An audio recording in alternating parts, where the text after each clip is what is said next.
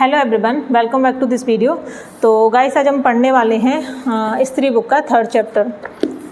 तो गाइस ये वीडियो आने में थोड़ा लेट हो गया क्योंकि मेरी तबीयत थोड़ी ढीली थी, तो इस वजह से मैं वीडियो शूट नहीं कर पाई। तो आज हम 3rd चैप्टर पढ़ने वाले हैं।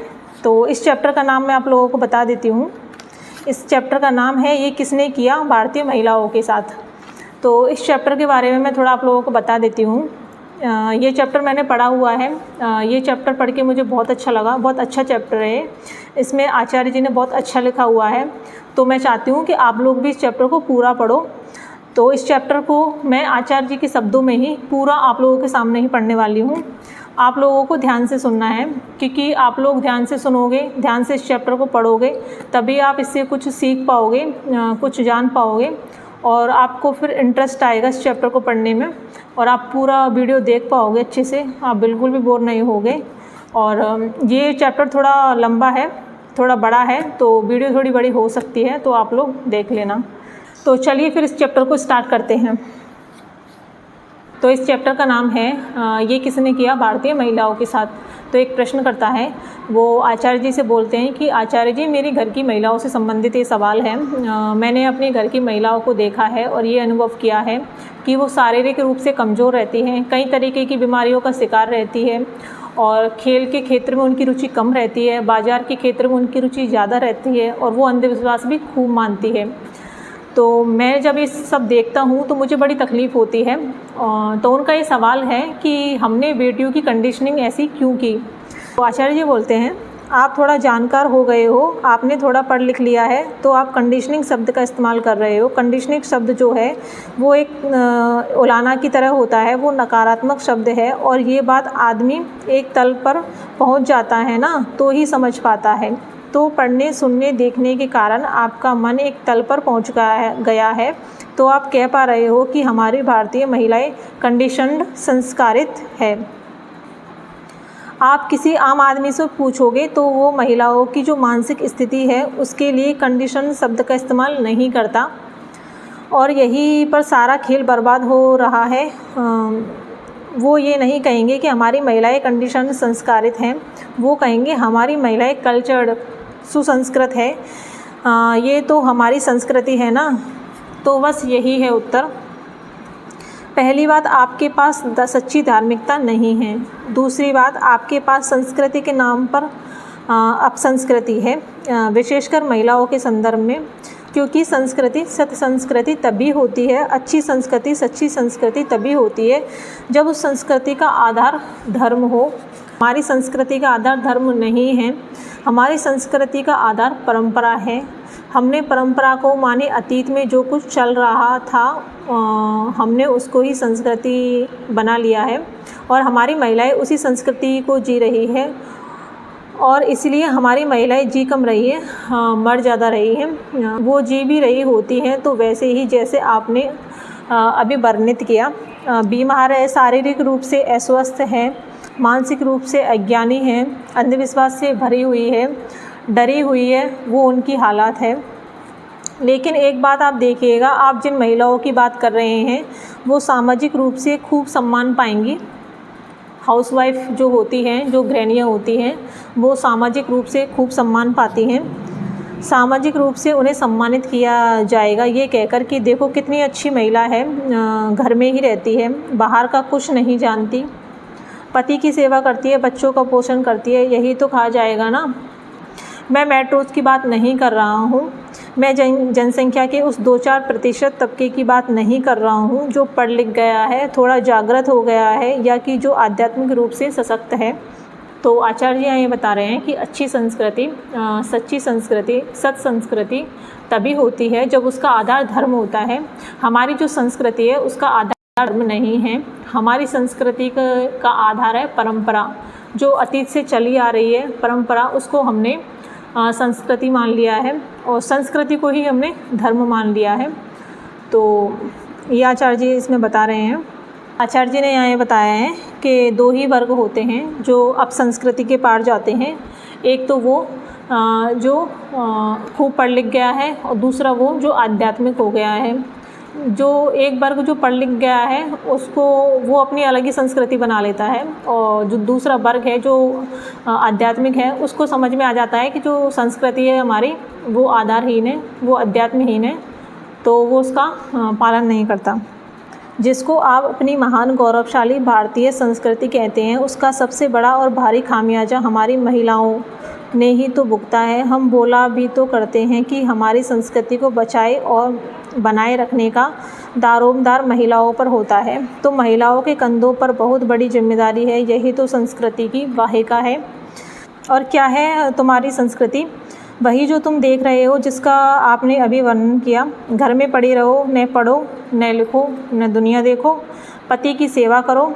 यही तो हमारी आदर्श भारतीय नारी है ना। पति की सेवा करो, पति के माँ बाप की सेवा करो, बच्चों की सेवा करो। आप तो झटका ही खा जाओगे। आपको कोई महिला मिल जाए जिसको आप बहुत दिनों से जानते रहे हो आदर्श भारतीय गृहिणी के रूप में, और आपको एक दिन वो मिल जाए टी शर्ट और शॉर्ट्स पहनकर और हाथ में बैडमिंटन या टेनिस का रैकेट लेकर दौड़ती हुई जा रही हो कि मैं तो खेलने जा रही हूँ, आपका दिल टूट जाएगा। आप कहेंगे अरे आज भारतीय संस्कृति बिल्कुल ही बर्बाद हो गई, कितना बुरा समय आ गया है। घर की देखभाल करने की बजाय, बच्चे पालने की जगह, पति के पाँव मींजने की जगह, सास के बाल धोने की जगह ये रैकेट उठाकर सड़क पर कूदने निकल पड़ी। इसी तरीके की भाषा का इस्तेमाल होगा कि अब ये इस उम्र में सड़क पर कूदेगी, ऐसे ही ताना मारा जाएगा। यही तो तुम्हारी भारतीय संस्कृति है। और कितने अफसोस की बात है कि इस संस्कृति का समर्थन भी सबसे ज़्यादा औरतें ही करती है, क्योंकि ये संस्कृति उन्हें घर की 4 दीवारों की सुविधा देती है। आप ये नहीं देख रहे हो कि जिसे आप भारतीय संस्कृति बोल रहे हो वो वास्तव में पिछले 500-700 साल की गुलामी, गरीबी, अशिक्षा का परिणाम है। आज से 2000 साल पहले भारत में बहुत खुली हुई संस्कृति थी। तब महिलाएं का अलग स्थान था और महिलाएं को ज़बरदस्त अधिकार थे और महिलाएं बहुत मुक्त जीवन जीती थी। लेकिन आप उस संस्कृति की तो बात ही नहीं करते, वो संस्कृति तो बहुत पीछे छूट गई। आप आज जब कहते हो हमारी महान गौरवशाली भारतीय संस्कृति, तो आप किस संस्कृति की बात कर रहे हो? यही पिछली 200-400 साल की। भारत में 200-400 सालों में क्या हो रहा है? मैं 3 चीज़ें कहा करता हूँ, गरीबी, गुलामी और अशिक्षा। तो आचार्य जी बोल रहे हैं कि आज से 2000 साल पहले की जो संस्कृति थी वो बहुत खुली संस्कृति थी, उसमें महिलाओं के ज़बरदस्त अधिकार थे, उनमें महिलाएं बहुत उन्मुक्त और मुक्त जीवन जिया करती थी। तो हम उस संस्कृति का पालन नहीं कर रहे हैं। हम जो पिछले 200-400 साल पुरानी जो संस्कृति है उसका हम पालन करते हैं, जिसका आधार है गुलामी, गरीबी, अशिक्षा। तो आचार्य जी ये बोल रहे हैं कि आप जिस संस्कृति का गुणगान करते हो उस संस्कृति का आधार धर्म या अध्यात्म नहीं है। उस संस्कृति का आधार गरीबी, गुलामी, अशिक्षा है, क्योंकि आप अंग्रेज़ों के गुलाम थे, उससे पहले आप बाहरी आक्रांताओं के गुलाम थे। तो ये जो आपकी आज की संस्कृति है ये अंग्रेज़ों और आक्रांताओं ने ला दी है, ये गरीबी ने ला दी है, ये अशिक्षा ने ला दी है। ये आपकी कहाँ से हो गई? आपकी अपनी संस्कृति तो वो हो जो आपके अपने अध्यात्म से आती हो, पर आप लोगों ने कभी अपने आध्यात्मिक ग्रंथ नहीं पढ़े, तो आपने एक विचित्र सी पंचमेली खिचड़ी को संस्कृति बोल दिया कि कहीं की ईंट कहीं का रोड़ा, भानुमति ने कुनमा जोड़ा। ये है आपकी संस्कृति। आपके मूर्धन्य ग्रंथ हैं वेद और आपका केंद्रीय दर्शन है वेदांत। मुझे बताइए वेद और वेदांत में वो संस्कृति कहाँ है जिसका आप आज पालन कर रहे हो? क्यों उनको अपनी संस्कृति बोलते हो? क्यों अपनी ही महिलाओं पर इतने अत्याचार करते हो? और अत्याचार ऐसे ही नहीं होता कि उनको डंडा लेकर मारा जाए, तुम उन्हें जीवन की तमाम संभावनाओं से वंचित कर दो। ये कोई छोटा अत्याचार है? बोलो। अभी तो मैंने बात की थी कि वो टेनिस खेलने जा रही है, इसी पर लोगों की आईब्रो तन जाएगी। अगर वो कहीं स्विंग करने जा रही हो माताजी, तब तो मुझे लगता है वो सीधे बदचलन ही कहला जाएगी। देखो जरा बनवारी की अम्मा को, अब बिकनी पहनकर पानी में कूदेगी। ऐसे ही कहेंगे ना। जैसा कि प्रश्नकर्ता ने बोला कि आचार्य जी, महिलाओं की खेल के क्षेत्र में रुचि कम और बाजार के क्षेत्र में रुचि ज़्यादा होती है। तो आचार्य जी बोलते हैं कि जैसा कि महिलाओं को पुरुष के भोग की वस्तु समझा जाता है, तो वो अपनी साज श्रृंगार की चीज़ें खरीदने के लिए बाज़ार पहुंच जाती है। और दूसरी बात कि उनको घर चलाना होता है, तो घर चलाने का सामान खरीदने के लिए वो बाज़ार पहुंच जाती है। और जितने भी शरीर चमकाने की, मुंह चमकाने की जितनी भी चीज़ें हैं, वो 99% महिलाएं खरीद रही होती हैं। और जितने भी बैडमिंटन रैकेट या फिर क्रिकेट बैट होते हैं, वो 99% पुरुष खरीद रहे होते हैं। तो ये है हमारी संस्कृति।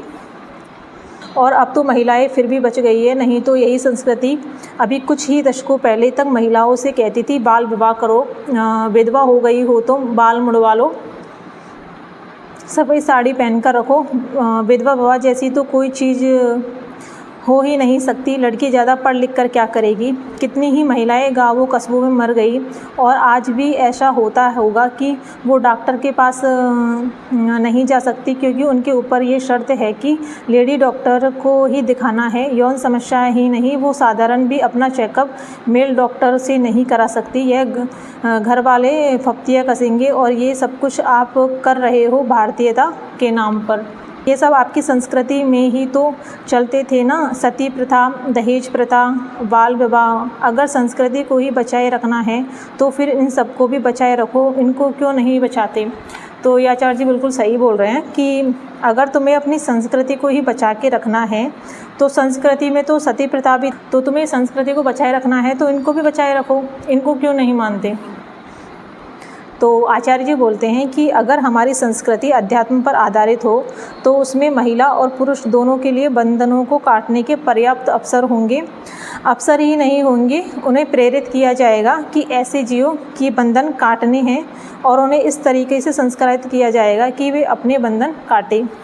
तो आचार्य जी ये बोलते हैं कि जो अध्यात्म पर आधारित संस्कृति होगी, उसका उद्देश्य यही होगा कि घर में और विद्यालय में जो संस्कार सिखाए जाएंगे, उसमें बच्चा और बच्ची अपने भीतर के और अपने बाहर के बंधनों को, सीमाओं को पहचाने, उनसे लड़े और उनको जीते।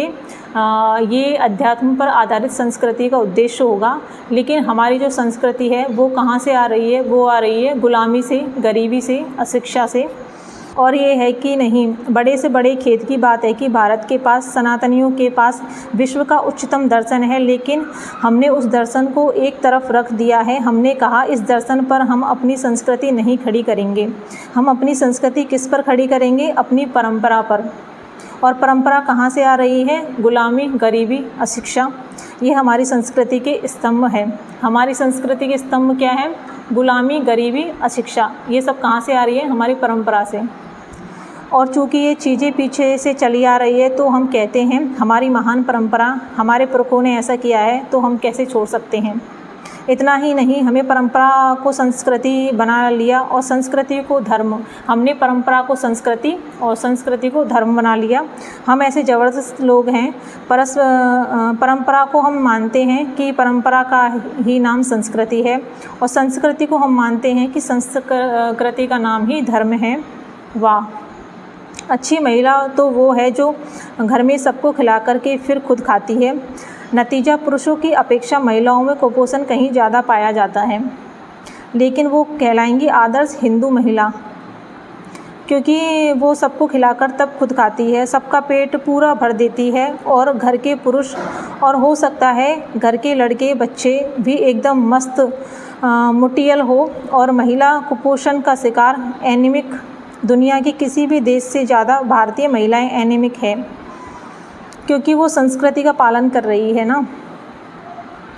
तो आचार्य जी बोल रहे हैं कि हमारी संस्कृति ये है कि घर की महिलाएं सबको खाना खिलाने के बाद ही खुद खाना खाती है, तो उसका नतीजा ये निकलता है कि वो कुपोषण का शिकार रहती है। सबसे ज़्यादा महिलाएं भारत में एनीमिक पाई जाती हैं। संस्कृति माने क्या होता है? जीने का तरीका। आप क्या खा रहे हो, क्या पी रहे हो, क्या मान रहे हो, क्या धारणा रख रहे हो, क्या आपकी वेशभूषा है, क्या आपकी भाषा है, संबंधों में किस प्रकार आप एक दूसरे को संबोधित करते हो, ये सब संस्कृति के अंतर्गत आता है। यही संस्कृति है, माने आपकी ज़िंदगी के तौर तरीके का नाम संस्कृति होता है। इसमें आपकी पूजा पद्धति भी शामिल हो जाती है। आप किन तरीक़ों से पूजा करते हो। ये संस्कृति में आती है। बहुत महत्वपूर्ण चीज़ें हैं ना संस्कृति। संस्कृति माने ज़िंदगी। और अगर संस्कृति इतनी महत्वपूर्ण है तो संस्कृति का आधार फिर पूछ रहा हूँ, गुलामी, गरीबी और अशिक्षा को बनाओगे या अपने उच्चतम अध्यात्म को बनाओगे? बोलो। अध्यात्म से हमें कोई लेना देना नहीं। ये जितने घूम रहे हैं संस्कृतिवादी, जो बार बार बोलते हैं भारतीय संस्कृति, उनसे अध्यात्म की दो बात पूछ लो, उन्हें कुछ पता नहीं। हाँ, संस्कृति के नाम पर उनसे दंगे करवा लो, ये कर देंगे। संस्कृति के नाम पर नारे लगवा लो, लगा देंगे। अध्यात्म पूछ लो, कुछ नहीं जानते।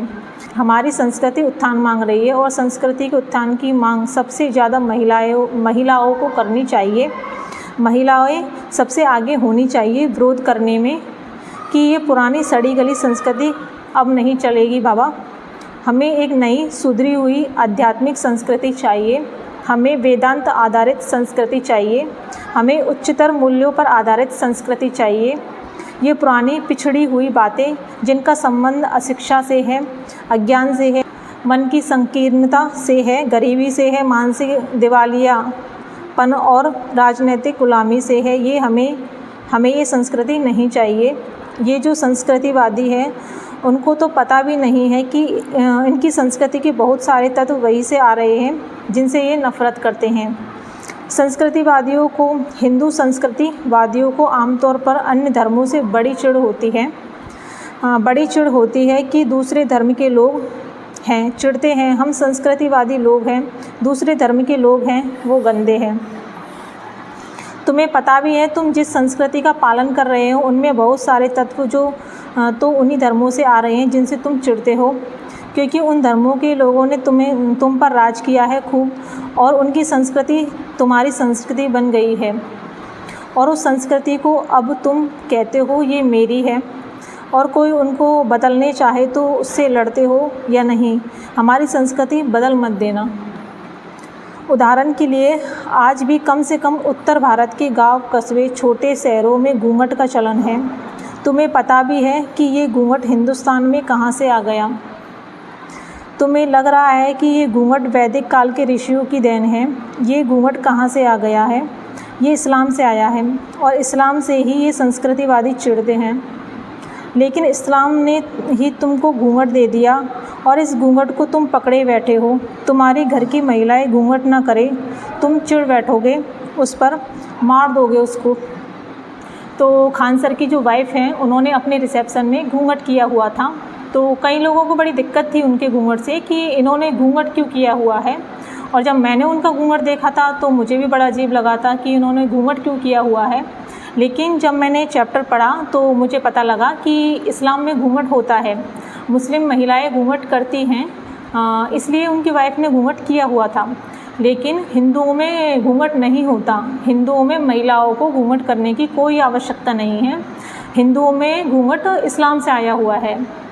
तो आचार्य जी बोलते हैं, एक माँ बाप ने, दिल्ली के ही थे, उन्होंने अपनी लड़की की हत्या कर दी। ऑनर किलिंग का मामला है और उसको सूटकेस में बंद करके कहीं पर डाल आए थे। ये बात वैदिक संस्कृति की है क्या कि तुम्हारी लड़की कहीं बाहर जाकर किसी से मिल रही हो सकता है वो लड़का बिल्कुल गलत हो जिससे मिल रही है, बिल्कुल हो सकता है वो अपनी मर्ज़ी से जैसी ज़िंदगी बताना चाहती हो वो बिल्कुल गलत हो, बिल्कुल हो सकता है ऐसा। लेकिन क्या ये बात हमारे वैदिक ऋषियों ने सिखाई है कि तुम्हारी लड़की बाहर जाएगी, कुछ उल्टा पुल्टा कर रही हो तो उसको गोली मार दो? ये संस्कृति कहाँ से आ गई भारत में? ये संस्कृति भी इस्लामिक आक्रमणकारियों के साथ आई है और हमने उसको अपनी संस्कृति बना लिया है। तो मैं कह रहा हूँ गुलामी पर आधारित है हमारी ये संस्कृति। और तुर्रा ये है कि हम कहते हैं ये हिंदू संस्कृति है। हिंदू संस्कृति कहाँ से हो गई भाई, कहाँ से हो गई हिंदू संस्कृति, कैसे?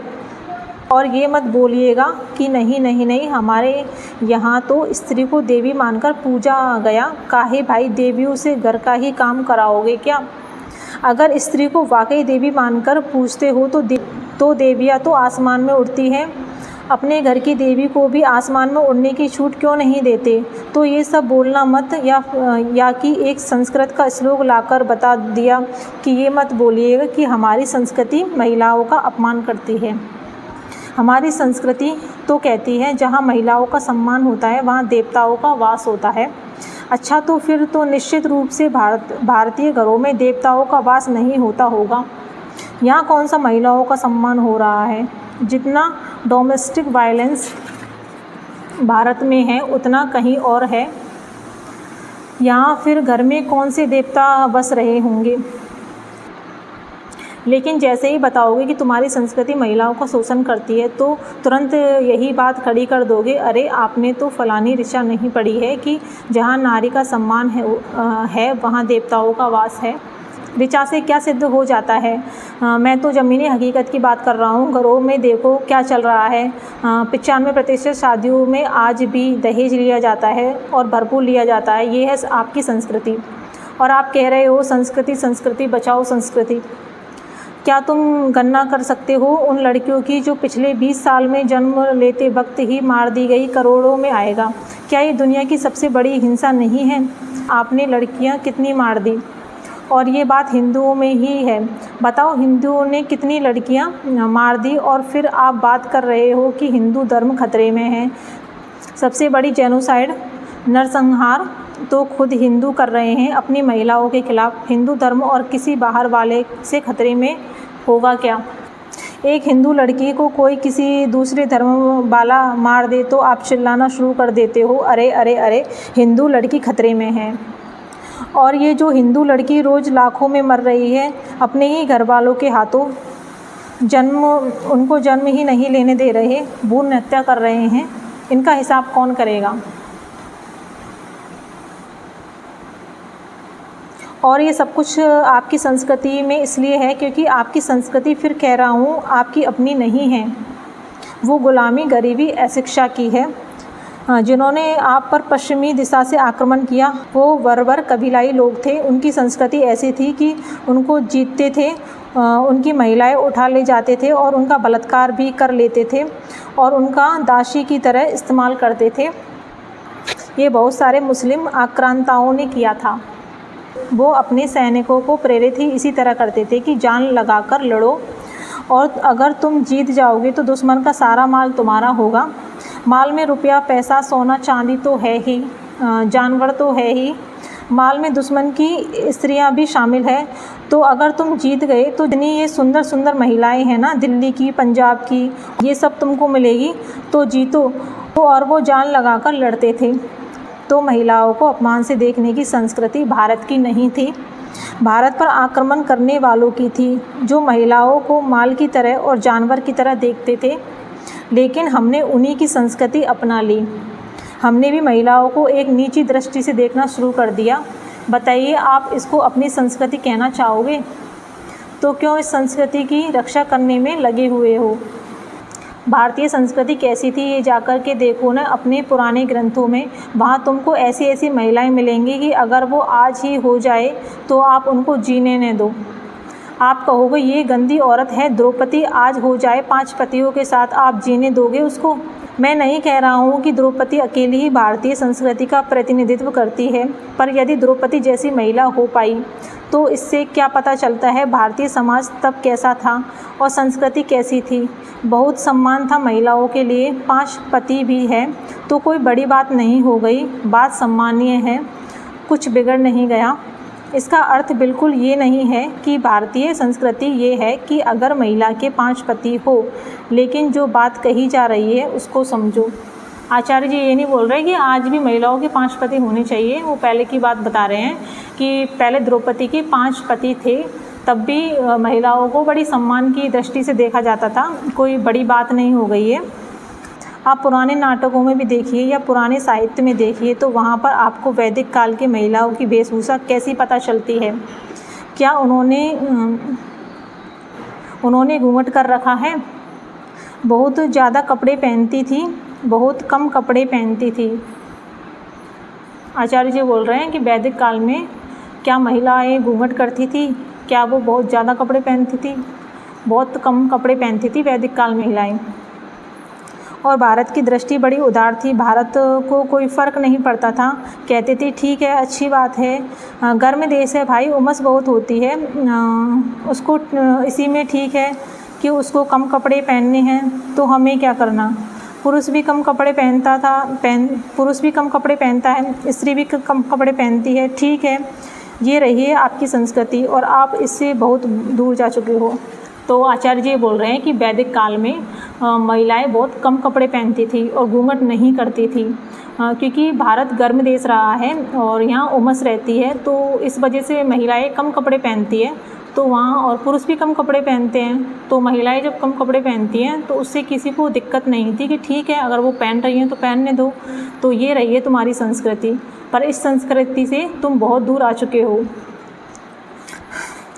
कितने ही उदाहरण मिलते हैं जहाँ नारी गृह प्रमुख रही हैं, जहाँ नारी के कहने पर बात चली है और उसकी बात को टाला नहीं जा सकता। और इसी पुरानी संस्कृति के कुछ तत्व थोड़े बहुत अवशेष के रूप में बचे रह गए, इसलिए ये हो पाया है कि दुनिया की पहली महिला राष्ट्राध्यक्ष भारत ने दी।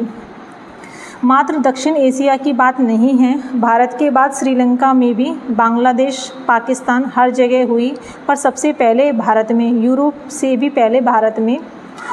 अमेरिका में तो आज तक हो ही नहीं पाया। अमेरिका जिसको आप कहते हो सबसे उन्नत, सबसे लिबरल और उदार, वहाँ आज तक कोई महिला राष्ट्राध्यक्ष नहीं हो पाई। भारत में इंदिरा गांधी बहुत जल्दी बन गई प्रधानमंत्री। मार्गरेट थैचर भी ब्रिटेन में इंदिरा गांधी के बाद आई हैं। इंदिरा गांधी भारत में प्रधानमंत्री बन पाई, इसकी वजह यही है भारत की स्मृति में अभी थोड़ी बहुत किरण शेष है। थोड़ा सा हमको याद है कि हाँ, महिलाएं सम्मान की पात्र होती हैं, महिला उच्चतम स्थान की पात्र होती हैं, लेकिन बस थोड़ा बहुत ही शेष है। अधिकांशतः तो हम सब भूल चुके हैं। अधिकांशतः तो हमारे लिए महिला बस पाँव की जूती है, भोग का साधन है, भोगो उसको भोगो। आचार्य जी ये बता रहे हैं कि दुनिया की पहली महिला राष्ट्राध्यक्ष भारत ने दी, और अमेरिका जिसको हम सबसे उन्नत और उदार देश मानते हैं, उसमें आज तक कोई भी महिला राष्ट्राध्यक्ष नहीं बन पाई है। और इंदिरा गांधी भी भारत में बहुत जल्दी प्रधानमंत्री बन गई थी। इसका यही कारण है कि भारत की स्मृति में आज भी थोड़ी बहुत किरण शेष है। अभी भी हमें थोड़ा बहुत याद है कि हाँ, महिलाएं सम्मान की पात्र होती हैं, महिलाएं उच्चतम स्थान की पात्र होती हैं। आप देखते नहीं हो जो मीडिया है जिसको हम सब कंज्यूम करते हैं, उस मीडिया में भी महिलाओं को कैसे दिखाया जाता है, वो मीडिया में क्या कर रही हैं, भोग की वस्तु बनी बैठी हैं। और ये भारतीय मूल्य नहीं है कि महिलाओं को भोग की वस्तु समझे। भारतीय मूल्य जो भी है उन सबको भारतीय तभी माना जाना चाहिए जब वो वेदांत से उद्भूत होते हो। और भारतीय मूल्य ये है कि जीवन भोग के लिए नहीं, मुक्ति के लिए है। तो महिलाएं जो तो महिलाओं को भोग करके पुरुष को क्या मुक्ति मिल जानी है, और भोग की वस्तु बनकर महिलाओं को कौन सी मुक्ति मिल जानी है।